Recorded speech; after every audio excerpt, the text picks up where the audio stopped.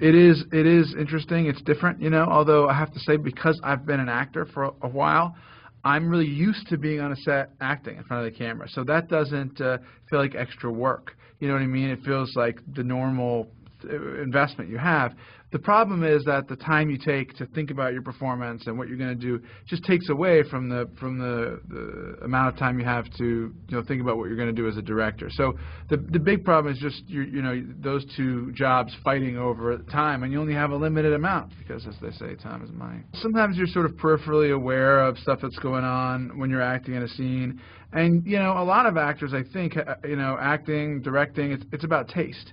Feeling as though the scene is working or the scene isn't working, or liking what's going on with the extras. And a lot of actors will, have the instincts about that. So it's not uncommon to have those kinds of, sensory perceptions while you're working on a movie. It's just that you have to sort of learn to cultivate them. You know what I mean? You have to really learn to listen. And then I just do it a bunch and then go over to the monitor and say, sort of, did anybody notice anything weird?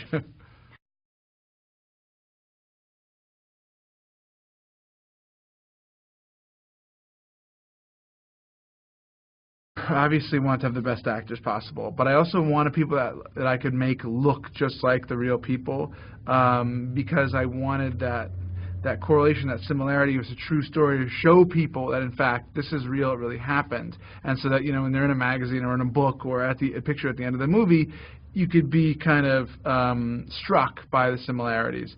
But it turned out that, mustaches and glasses and a wardrobe kind of goes a long way toward getting people to look like the other different people in the 70s.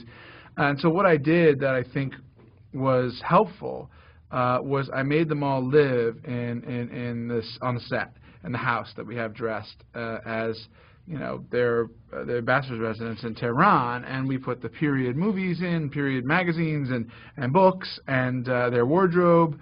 And they had to live. I couldn't find 70s like food boxes, but they had to live together and get used to one another as if they'd been cooped up together. And when they got out, you really did. It felt different. It felt like these are people who knew each other in a more intimate way.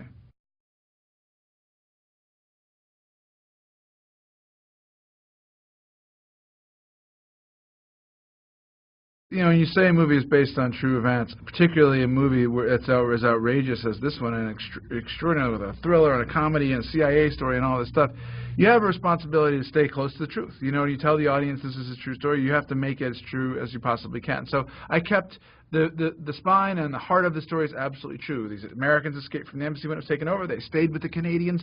A CIA agent with a Hollywood Oscar-winning makeup artist came up with a plan to get them out that involved pretending they were making a movie.